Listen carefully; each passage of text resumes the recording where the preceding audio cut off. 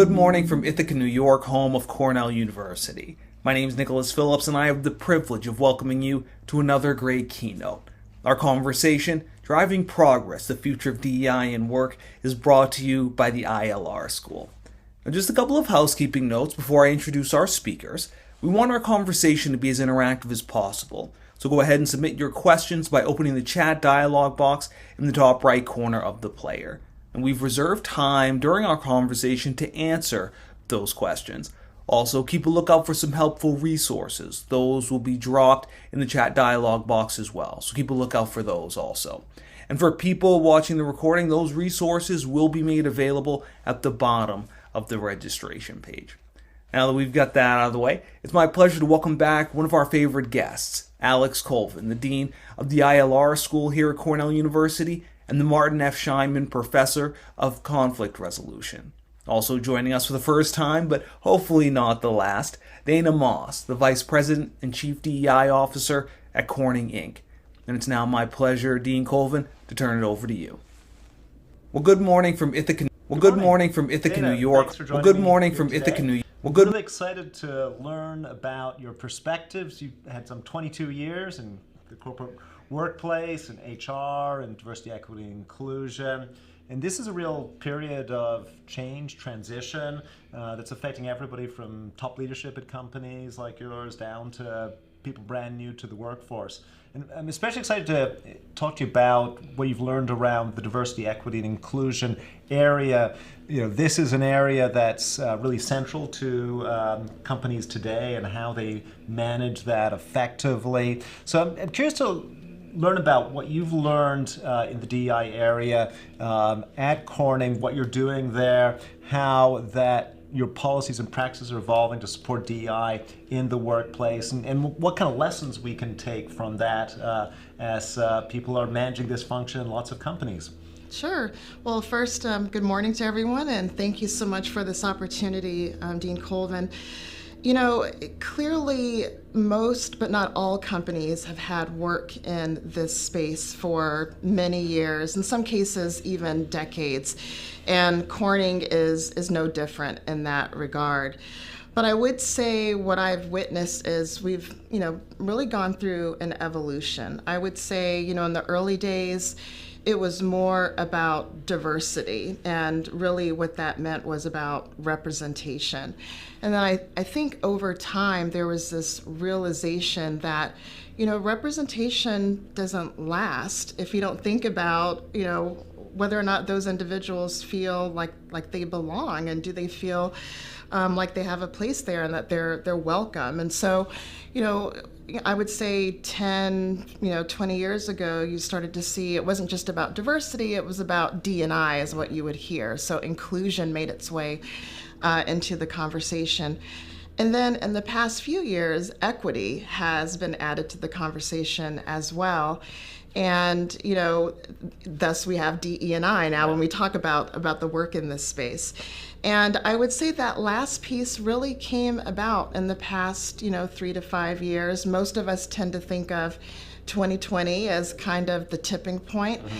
We think about high-profile incidents. Most people tend to think about George Floyd and other things that happened then. But also not even always high-profile incidents. It's also things that were maybe not quite as visible. Think about things, evidence or incidents of bias and discrimination that we would see show up on things like social media, and then people see it. And so basically you had this social narrative and dialogue that I think just exploded 3 years ago.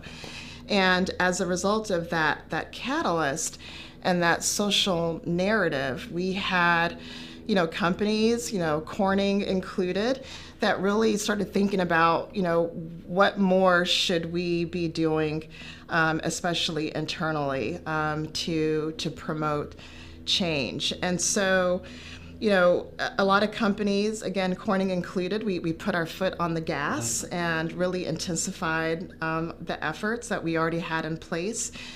I think the challenge that we're seeing now, again, if you use 2020 as kind of the baseline, we're now 3 years into this intensified effort where DE&I is just being talked about everywhere, whether it's at work or in society as well.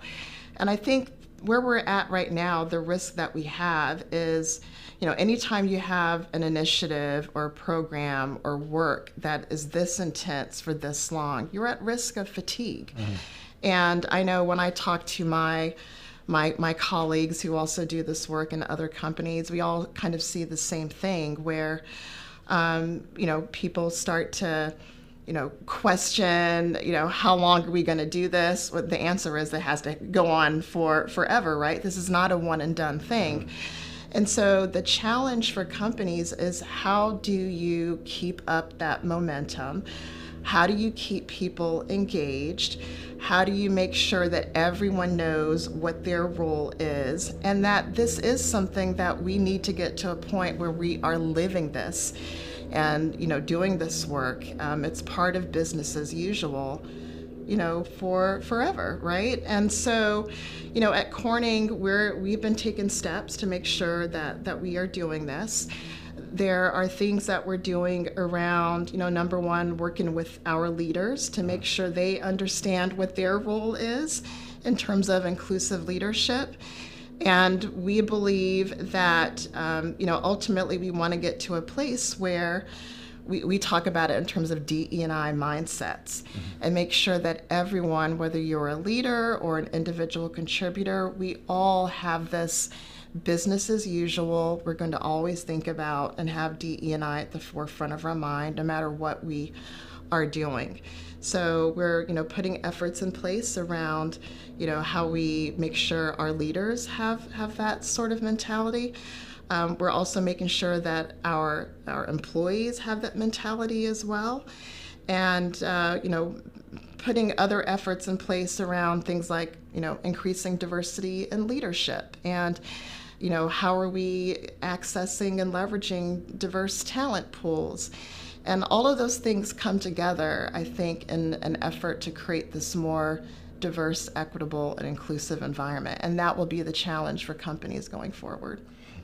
You raise a really interesting point, I think, about talking about all your workforce. And at the start, you were talking about equity and inclusion sort of going on beyond just representation. Mm-hmm. And I think that has a pretty important implication that when we talk about equity and inclusion, it's not just focused on responsibility on the groups that are traditionally underrepresented, right? Yes. Where we could say just diversity, okay, well, that's their responsibility. Right. It sounds like what you're saying is, this has to be responsibility of all the workforce, all groups. Everybody's responsible for equity and inclusion in the company. Absolutely. I mean, I do feel like there was a point in time where in some places it may have been looked at as, okay, this is like in human resources, right, an HR responsibility, or this group works on that. And that's absolutely not the case. This doesn't work if everyone doesn't understand what their role is and displays and demonstrates that commitment to making sure that we do have that truly inclusive and equitable environment. Yeah, I think that's such an important point, because it's easy to kind of categorize this as somebody's job, or right, and perhaps somebody else's job, right? I don't have to focus on it, and, right, and having that kind of cross-organizational commitment, right, being really key. Or I'll wait until they tell me to do something. No, right, we want you to automatically think about what you need to be doing. And I will say that I do see some of our leaders starting to really think about it that way. Over the weekend, I ran into a leader just shopping at Target, someone I hadn't seen in a while, and we got to talking about this work, and he talked about what he's been doing in his area and trying to role model the right behaviors. And he, kind of almost diminished it by saying, well, I'm trying to do my small part. And I said, you know what, a bunch of small parts, really, add up to big change. And so we just have to have more of that. Yeah, I like that comment about the you've got a role model, right? It's like all of our responsibility to kind of to take this in and act upon these kind of principles. It's easy to sort of set out, here's our corporate principles, but are you actually acting on it? Are you role modeling it for others in the company? Exactly. Yeah. Something I think is really interesting about Corning is that you're both a very complex international company. You're also very locally rooted. You're dealing with a lot of stuff within the company and thinking about DE&I. For Corning is a complex, challenging thing. I know you've recently released your annual report on DE&I. It was a snapshot of where you're at, how you're kind of making progress there.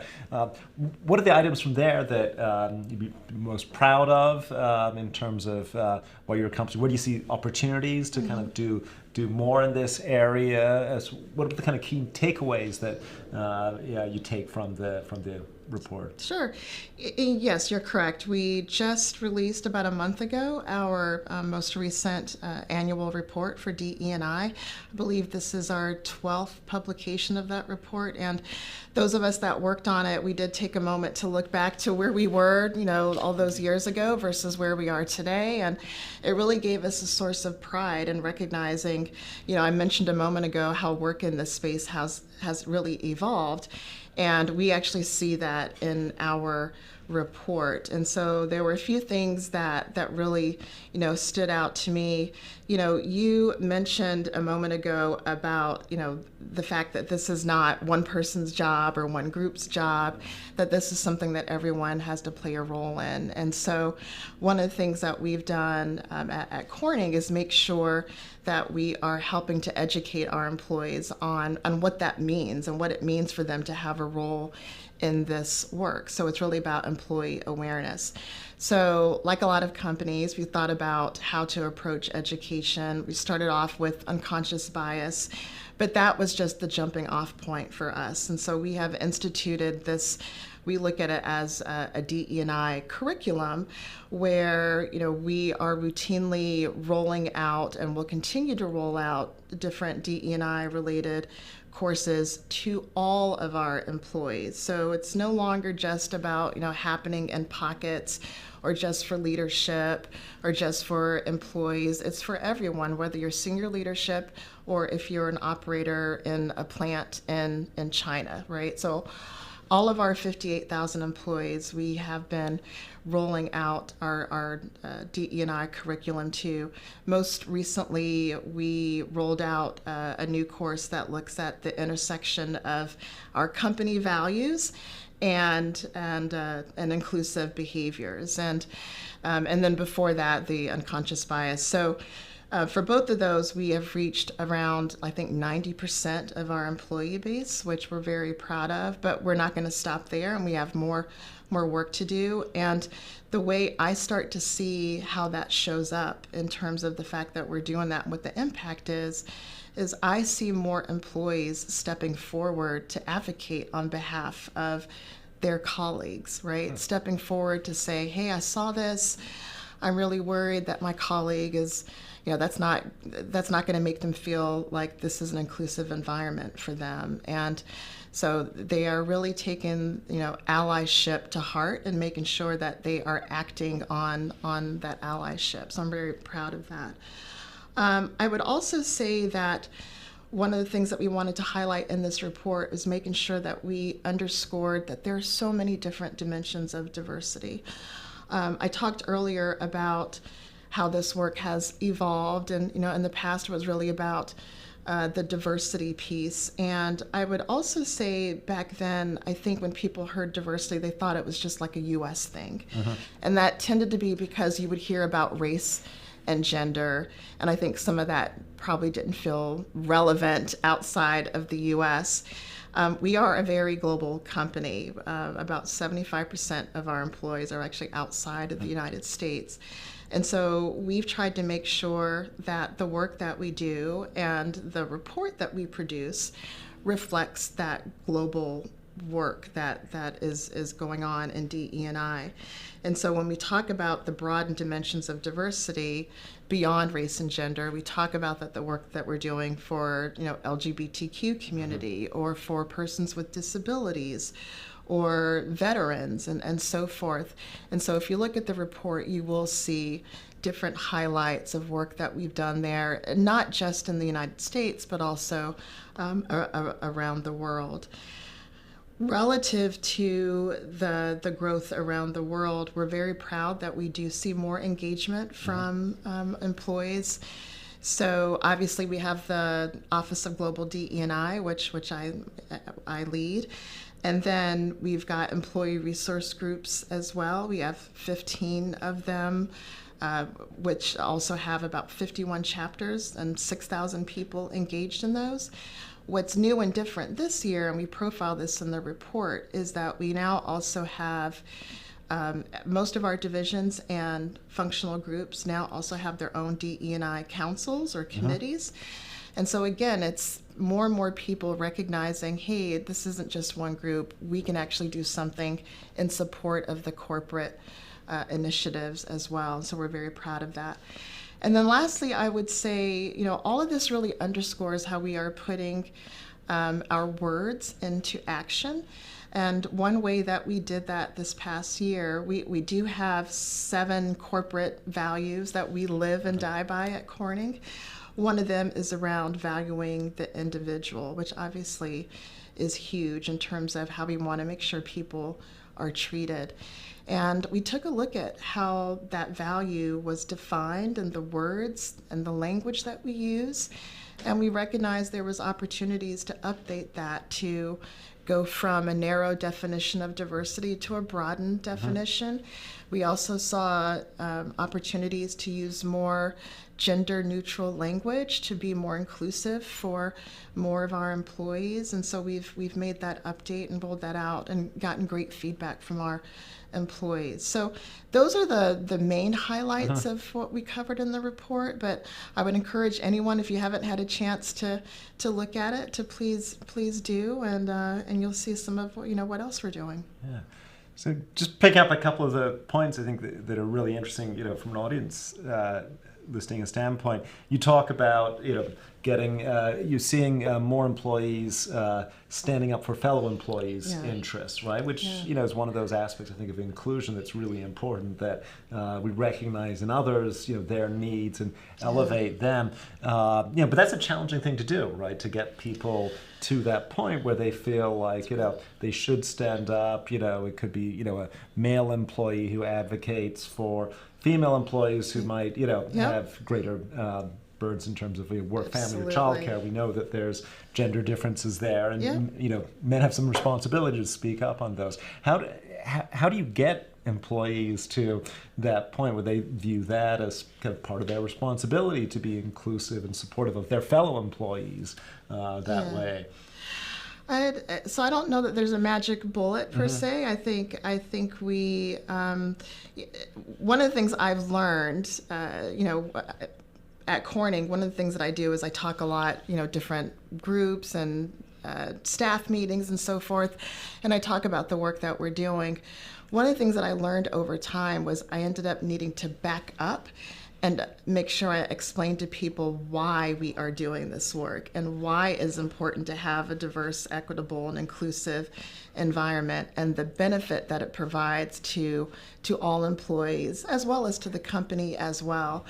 And I feel like once I did that, that helped underscore what people already knew, which was, this is the right thing to do from a just from a human decency standpoint. But beyond it being the right thing to do, there are additional benefits. And I feel like once I started doing that, there was more of an understanding of,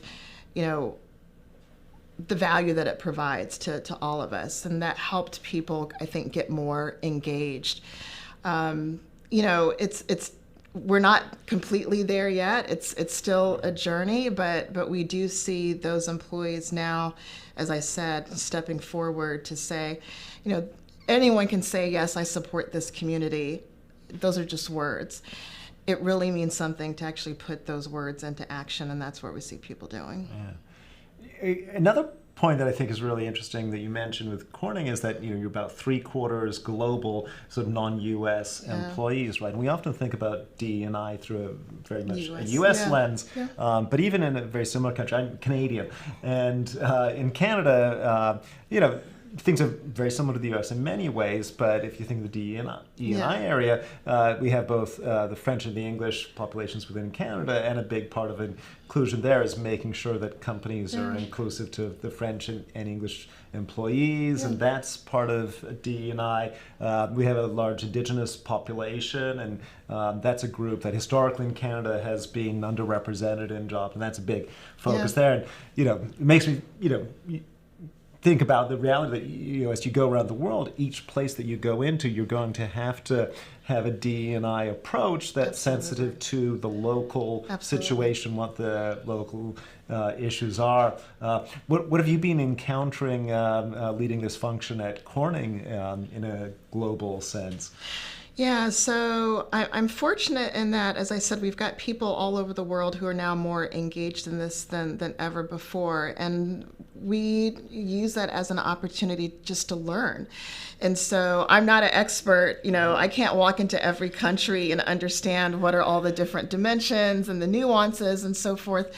And so we rely heavily on our contacts in those locations to help share with us what's going on and what are the different things that they're dealing with that they might need help with, or what DE&I looks like in their location. And so that's still very much a part of the journey that we're on, is really understanding what DE&I means in different regions and different locations. And I know when I've talked with my counterparts at other companies, other DE&I officers, they're going through the same thing. So I think it's just another part of this journey and this evolution. I'm just grateful that we're even having the conversation, right? That there is this realization that there is DE&I in other locations. But even beyond that, what I've also said to people is, for a global company like Corning, usually people travel, right? So you don't just operate within your silo at your desk. Coming out of the pandemic, we're all traveling more now. And so my view is, no matter where you go as an employee, I want to make sure that you feel welcome and respected in those environments. And so that's what we've been trying to make sure people understand is, no matter who's there, whether it's a visitor or someone who's, that's their home base, everyone needs to feel comfortable and respected.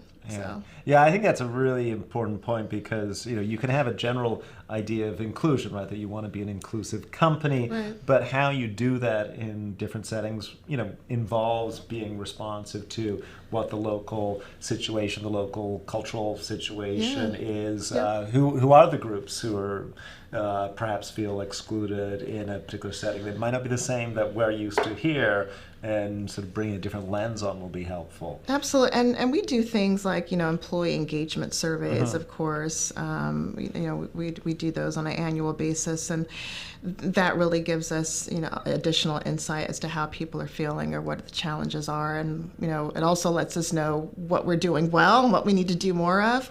But of course, it also lets us know where there's more help and more work needed. Yeah, one of the things we've been doing educationally at Cornell is we've got a program, Intergroup Dialogue Project, which is all about trying to teach students how to do effective dialogue across different, so that you go into any setting, right? And the reality is, you may not know what the other person's perspective, background is, but it's having that skill to be able to engage in a dialogue, whatever their perspective, background is, but have a good positive dialogue, so that that can lead to inclusion. Absolutely. Yeah. Now, speaking of education, as well as being at Corning, you're also one of our former alumni. We're very pleased to count you amongst our Executive Masters of Human Resource Management alumni. A few years ago, I even got the pleasure of teaching in my negotiations class, so very glad to be welcoming you back on that. Thank you. Any reflections on your experience in the MHERM degree? How's it worked out for you? Yeah, it's worked out great. My experience at MHERM was really instrumental in really formalizing my entry into human resources. So, my background has not always been in HR. I spent the first half of my career on more of the business operations side of things. And so that was, commercial roles, business strategy, and communications, among other things as well. And, once I moved into human resources and, did that work for a couple of years, I was really grateful to be able to go to Cornell to kind of, the way I think about it is marrying at that point, my limited HR experience with the business experience that I had. And that really helped, just really prepare me for future leadership roles within human resources. And for me, what was really impactful was to be able to do that in a way that was flexible for me from a schedule perspective, and also allow me to not interrupt my work over the course of the 15 months.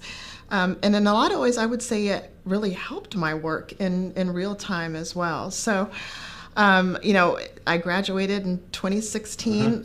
We were saying earlier, it feels like yesterday. I can't believe it's been almost 7 years, but it was really an important program, and I'm grateful to have been able to be in that first class. Oh, that's great to hear. And I think that's something we see generally across the workforce today, is that people moving between different functions, different areas. That's a general trend we're seeing, and that increases the importance of kind of lifelong education, right? And lifelong training as people reinvent themselves in kind of different roles and take on new responsibilities. The area we're talking about, DEI, that's been a really big one for us. It's a focus in a lot of our educational programs. So like our Center for Advanced Human Resource Studies, for example, CARS, has a Chief Diversity Officer training program that helps people, particularly focused on people moving into CDO roles, which can often be, somebody who's been doing other things and suddenly they're in this area. And so we have this program that helps them kind of transition into that role and understand, how to be effective in an area that is a real challenge. It's not an easy role to step into, as I'm sure you've experienced. Absolutely. And I actually moved into the role during that tumultuous period in 2020. So it was kind of, trial by fire at that point. But yeah, it can be a difficult, space to learn. And so I think that's great that you have that program. I may need to check it out. But yeah, I think that's great that you're doing that. Yeah. I mean, I think one of the things we're trying to work on is this question of, what are the most effective practices, and how do you, as we've expanded from, just diversity to think about equity and inclusion and the programs, what really is effective, because we know that there's a lot of things that are just window dressing. Yes. Right? The research is quite clear that, there's lots of companies that just, make a statement and think, okay, we're done. Absolutely. We've done it, and the research shows that's not going to actually make a difference. We've got this program, Workplace Inclusion and Diversity Education, program-wide, and we're actually trying to take some research findings and translate them into what organizations do. But I think that maybe going forward, that's going to be the really critical challenge, is how do we think about translating things from a commitment to sustained change. I was just going to say, it's got to be sustainable. That is the real challenge here. And, I talked earlier about the DE&I fatigue. Yeah. And, we would have to do the research, but I would venture to guess that those companies that have kind of succumbed to that fatigue and maybe let things fall into the background, probably a lot of it was window dressing, and there really wasn't any efforts around building a sustainable, initiative. And so it's an example of, why you have to have that commitment and stick with it. Yeah. I mean, I think, you mentioned earlier that there's a George Floyd moment, 2020, when I think it was an important awakening for the whole country, right? Yeah. To say, okay, we really need to do something about this.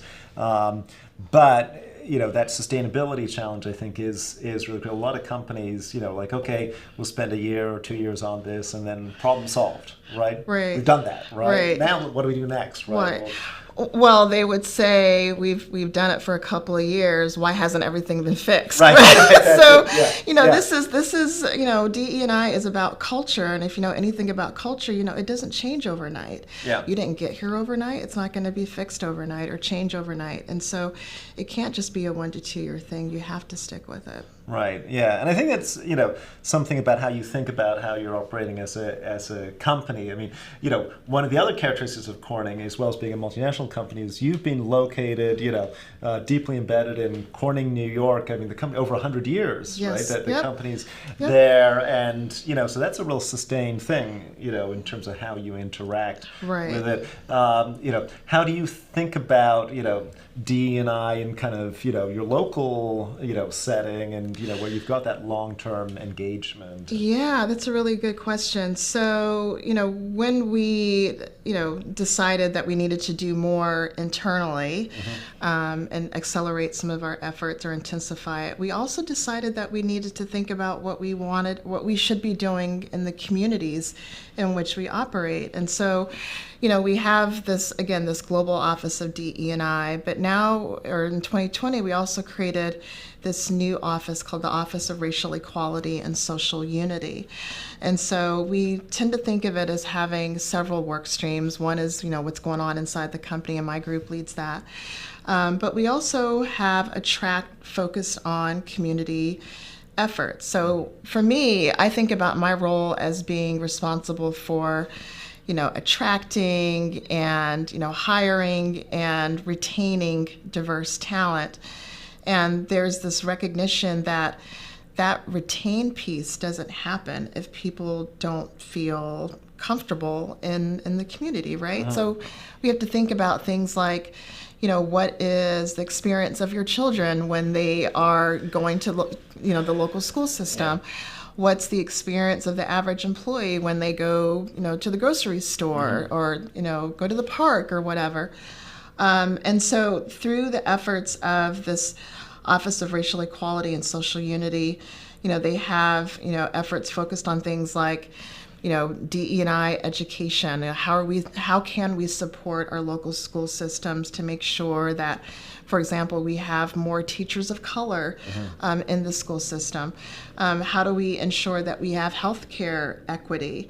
How do we make sure we are providing assistance relative to public safety and so forth, and economic challenges?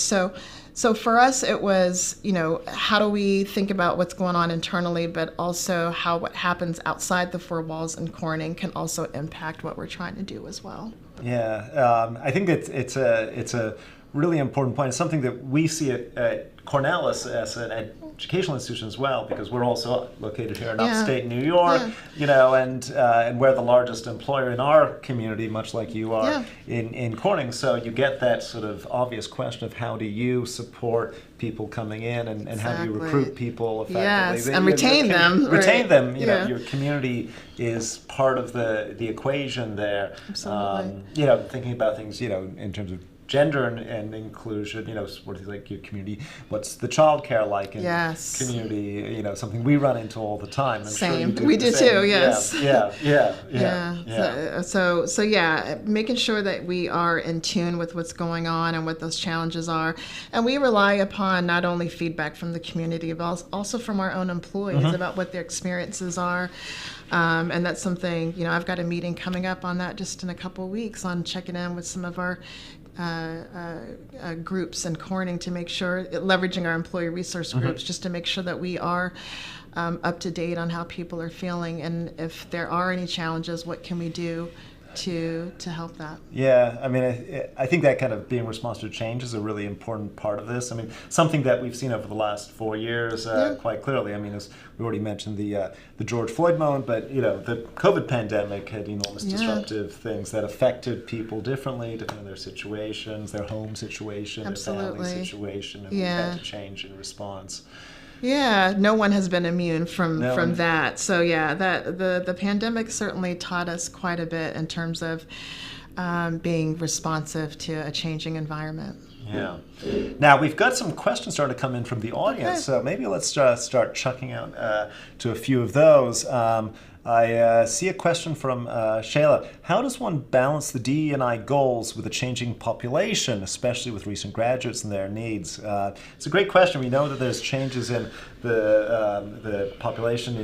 We're moving towards a majority minority population. If you look at younger generations, you see different attitudes. Younger generations. How do we think about that in DEI? Yeah, so I mean, I would say a lot of that is doing your research, and that means talking to people, and there are different avenues for how you can do that, right? So, getting out and talking with your employee base, for example, I just highlighted next week I've got a meeting coming up with some of our ERGs just to check in and see how things are going. We leverage our survey, our employee engagement surveys heavily to make sure that we are getting that information. There may also be focus groups as well.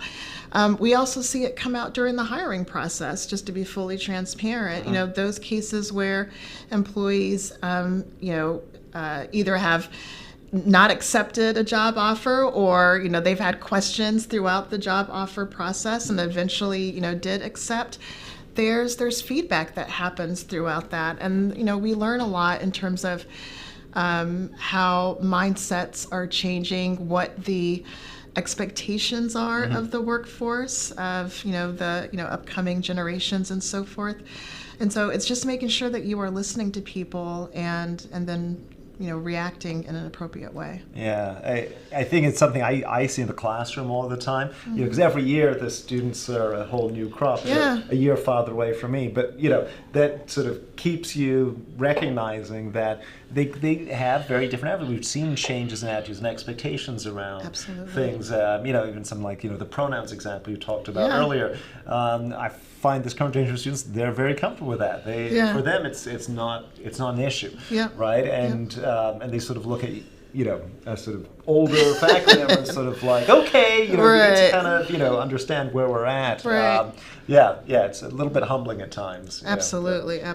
But learning about their changing expectations is absolutely critical. So, and that's something that we're on that journey along with everybody else. Yeah. No, and I think you see that in the country. I mean, one example, I think is really dramatic. If you go back 15, 20 years ago, same-sex marriage was a sort of controversial issue. And if you look at the surveys today, it's not controversial at all. I mean, there's a massive majority in favor of that. It feels that way, right? And so, and when we talk about the LGBTQ community, I do feel like there has been progress made. Obviously, there's still more work to take place, but you're right, compared to where we were several years ago, and I think the attitudes have changed. Yeah, everybody's actually a question we got from BJ. Over the past 3 years, where do you see the field of DEI making the most advancement? And where do you feel the areas that have the most opportunity to grow? So, what are we most progress, I guess, and where do we still have areas where we could make the most progress? That's a really tough question. It's a tough question. Good question, BJ. Yeah, absolutely. So I think there are some things where the jury is still out, right? And so you will recall in 2020, in terms of DE&I in the workplace, there were so many commitments that were made around improving diversity in leadership. And even at Corning, I think we are making some progress there. We certainly have more work to do, and I think the same is true at other companies as well. So I would say, for me, where I see the most progress is that commitment towards having more diversity in leadership at companies. The commitment, I think, is half the battle. Actually being able to carry that through and make sure it happens is another thing, another challenge. I think the inclusion piece is another big area of advancement. As I said before, it's not just about having that representation. It's about, how do people feel when they are there? Do they feel valued and respected? And so I do, I participate on a number of boards, like the conference board, and it gives me an opportunity to engage with other DE&I leaders. And one of the things I love about it is that we can kind of, go back and forth with each other around, what are you dealing about? How are you feeling about this? Or how are you managing this? And I can look at all the questions that are coming out in the discussions, and it really just underscores the importance around making more people feel included at work. So I would feel that that's definitely one of the places where I'm seeing the most progress. Talking to other DE&I leaders, how do people feel about the challenge of getting senior leaders to stay sort of committed and sort of walk the talk? We've got a question from Scott that really hits on that kind of question. How do you get the leaders to really demonstrate DE&I in sort of a sustained way? Yeah, it's not easy, right? And I would say we've got pockets where we've got leaders who get it, right? And they not only do they get it, they are role modeling that, as I said earlier, and demonstrating and setting expectations for how they want, their next level down and so forth to operate as well. It's something that we are continuing to work on. One of the ways that we are trying to make sure we promote that is accountability. When I say accountability in this case, I'm talking about, as we say with other things, if you see something, say something. And there's a reason it's called unconscious bias, right? Because people don't realize that they're doing it. And so, when we see, somebody say something or they operate in a certain way, it can take some courage, but you have to be willing to say, hey, that comment or, the assumption you're making there is based on blah, blah, blah. Did you realize that? And what I find is most of the time when you are, calling those things out, they are appreciative, and then it helps them think about things differently going forward, and it helps them think about how they need to set expectations for their their leaders as well. So it is not easy, but it's something that we're continuing to work on as well. Yeah. So that question of how to hold oneself accountable on this, right? We're in the midst of a sort of data analytics kind of revolution, in a lot of areas. In this area, in DE&I, are there sort of metrics that you think are particularly good to focus on, or valuable ones? Yeah, we've got metrics around, like a lot of people, we look at representation, we report out on that in our annual report and so forth. But we also try to make sure we have metrics in place around inclusion and belonging. And again, we do that through our survey process every year, and we see where we're making progress and where we have more work to do. So those are the kind of the metrics that we tend to look at in terms of how do we measure how we're doing. I think that kind of question of effectively measuring inclusion is a really important one. It's a hard one, right? But that's something we do want to do if we're going to create inclusive organizations, right? Yeah, absolutely. Yeah, and you always worry that if people don't feel included, they may not express that lack of inclusion, right? Part of feeling included is you express it. Right? Well, you have to create a safe space for them to do that, right? And so that they feel comfortable with expressing, and they need to feel like if I say something, something will change as well. So again, that's part of the whole process. Right, and seeing it across your whole workforce too, right? Absolutely. I think that's another important kind of metrics thing. Like how do we look across the whole workforce and see, okay, where are areas where we're not Absolutely. And we do that when we look at our data. We slice and dice it in different ways, and that helps us understand where we need more attention. I think that's that's sort of the positive side of the kind of data analytic revolution, right? Is that we can sort of slice and dice things, look at what's going on, and really figure out if there are problems, where are they, and what can we do? Right, and bring visibility to it, right? It doesn't do any good if it's only HR looking at the data, right? Like we have to make sure it's made visible to our leaders as well, and in some cases even some of our employees, our employee resource groups, like, hey, here is where you can help us. And our DE&I councils that I mentioned earlier, here's where we need help. Like, let's partner together and figure out how to tackle this challenge. Here's a challenging question from Brenda. Says, how would you address those that view being woke as negative? Right, that's as a negative. Right, that's certainly kind of in the news. People talk about this all the time. Yeah. I think it's part of that DE&I fatigue, and no surprise, I absolutely hate the word woke, right? So whenever I hear it, I cringe because it kind of implies that this work is, it's not justified or it's not needed. And again, for me, it goes back to helping to, I think I feel like that word has become almost a buzzword, if you will. And so it goes back to trying to educate people on why this work is happening.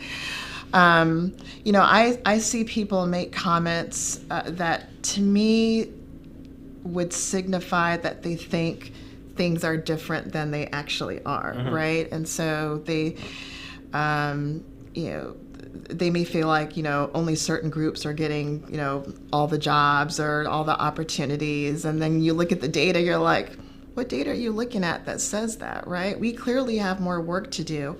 We are trying to get everybody equal opportunity and put more equity into the work that we do. That's not being woke, right? That is the right thing to do. And so that absolutely is a challenge. And, I don't normally hear that word at work, to be honest with you. Yeah. I see it out in society, right? That's where I tend to see it on the news and in social media and so forth.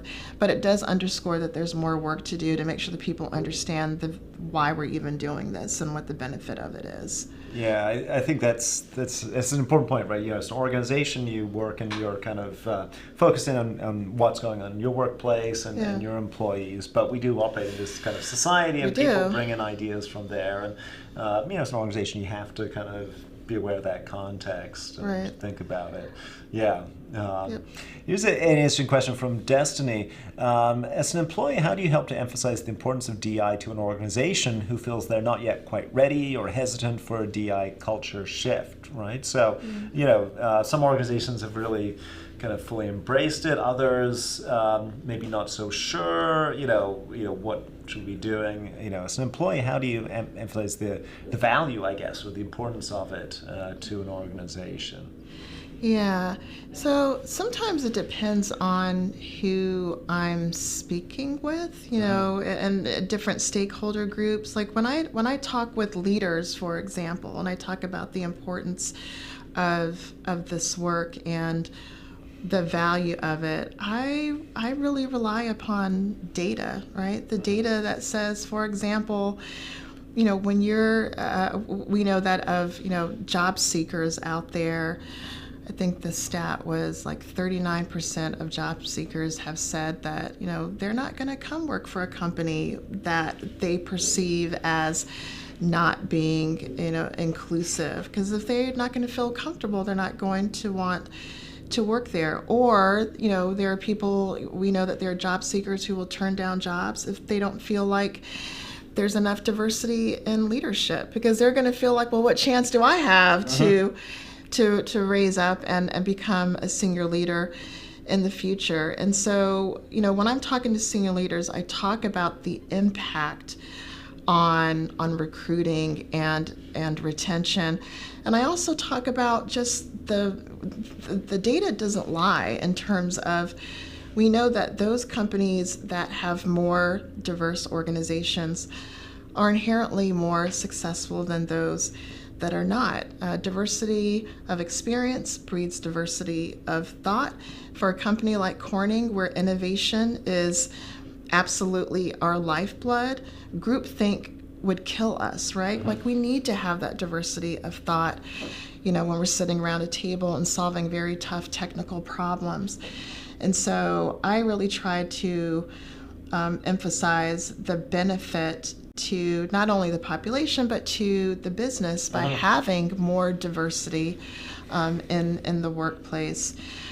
For employees, it really just, for me, it goes back to our basic tenet around valuing the individual. And, treating people as not just how you want to be treated, but how they want to be treated, and how do we make sure that we live up to that. So again, for me, it's I may come at it differently depending on who I'm speaking with and what resonates with them. Yeah, I think I get a question about, for an organization, it's really important that you're thinking, are you actually getting the value across your whole population of employees, right? If we assume that there's, talent across the whole range of people in every group, are you actually accessing that? Because if you're not, you're missing out Absolutely. on the potential that you could get from your employees. Absolutely. How do you make sure you're effectively utilizing that talent? Yeah, and having people work together effectively too is another thing. If people aren't able to communicate across difference, and then are you really functioning as well as an organization, as a team?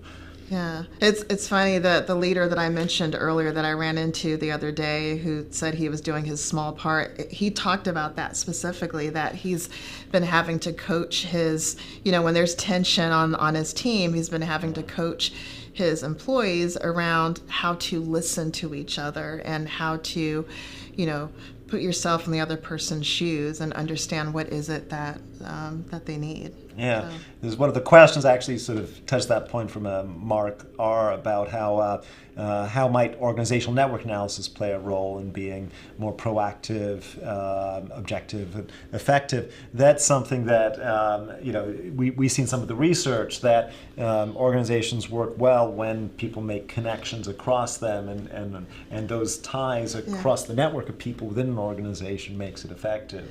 Yeah, and we do have some places in Corning where we've done that work, where we've looked at the how people interact with each other, what are the dependencies, and so forth. And so that would be interesting to understand how that could really impact this work. Yeah. Yeah.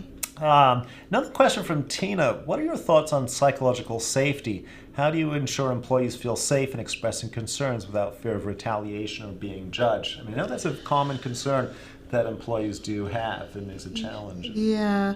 So, when we talk about our values at Corning, we also talk a lot about what's expected of our employees in terms of creating an environment where people feel comfortable, and that includes people feel comfortable to report things.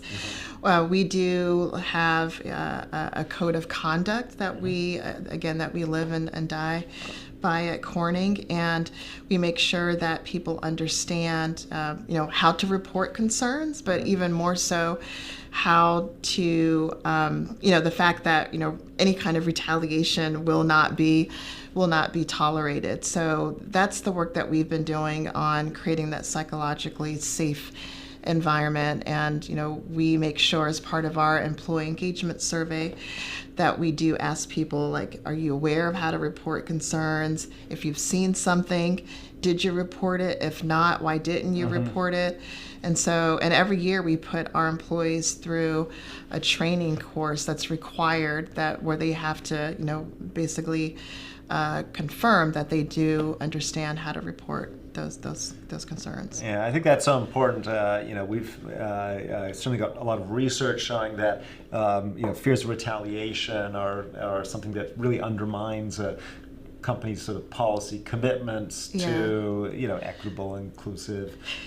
Well, and I think part of that means the way you make people feel comfortable is making sure that they believe that there will be something that happens and so you have, as a company, it's incumbent upon you to make sure that if you do investigate something, you find something, that you are taking action, and that helps create that environment. Yeah, showing them through action that you're following through on stuff. Absolutely. Yeah. I remember early in my career I was doing research on an organization that put in place a new conflict resolution procedure, and people generally weren't sure that the company was really going to follow through on this, and it helped them a lot. The very first case, somebody said, look, I was fired unfairly. They reviewed it, and they looked and they said, yeah, we got this one wrong, and they reversed the decision. Oh, wow. Right? And so, calling out your own mistakes and taking an action can make a big difference, right? Showing you're walking the walk, I think. Absolutely. Is really key there. Here's an interesting question. It's, perhaps a little technical, but I think important from AP. I see that some organizations are putting HR in or under the Office of DEI. Does Corning keep them separate, work on the same goals? That sort of the HR office, the DEI office, the relationship between them. How does one approach that? That's a great question because that person's right. There are some companies where they're separate. At Corning, DE&I is part of the HR function. I report directly to the Chief Human Resource Officer. So, and for me, I like that model because we are so integrated with everyone within HR. I mean, I was part of HR before moving into this role, and so I certainly understand the challenges, and I have, I'm very integrated into our HR strategy. Our HR strategy actually includes a pillar on DE&I, and so this is absolutely a critical part. So I know there are some businesses or some companies where it's, maybe the DE&I officer is outside of HR, and they have their reasons for doing that. I'm a big proponent of keeping it part of human resources, and I can see the benefit of doing that. Yeah, actually, just listen to some of your comments today, how much a lot of what you're working on in D&I is really, centrally linked to what the company's doing in HR, retention of employees, all those kind of core things you want to do for good HR, too. I am joined at the hip with my colleagues on the HR staff, and so for me, it's hard to imagine doing this job without being so tightly linked to everything that they're doing. Yeah. So another question relating to the structure from Michelle. What are your thoughts on adding belonging to DEI, sort of being the belonging under the DEI framework? Yeah, and so I know for some companies that has been the trend. We just added equity to the conversation, 2-3 years ago. Personally, for me, when I hear belonging, to me that's so tightly linked to inclusion that for us, we've just left it as DE&I, but I know that could change in the future, as I look more at it and understand more about those organizations that have specifically called out belonging. But for us, it's DE&I right now. Right. We're getting towards the end, so maybe a last kind of question to you. What do you see as the next kind of thing on the horizon in the D&I space? What are you looking forward to as what we're going to be working on? Or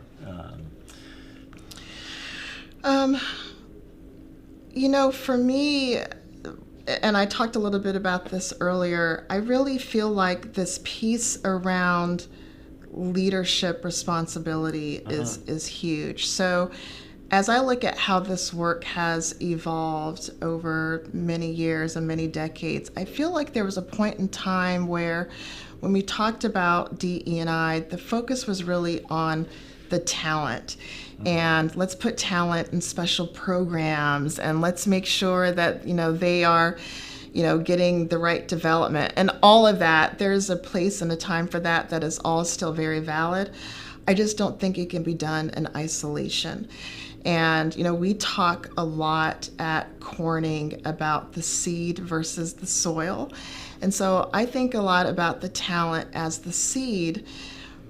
But that seed's not going to grow and develop into a plant if you don't have it in the right kind of, environment to allow it to grow. And for me, I think a lot about the role that our leaders play, and I've already talked about this throughout this conversation.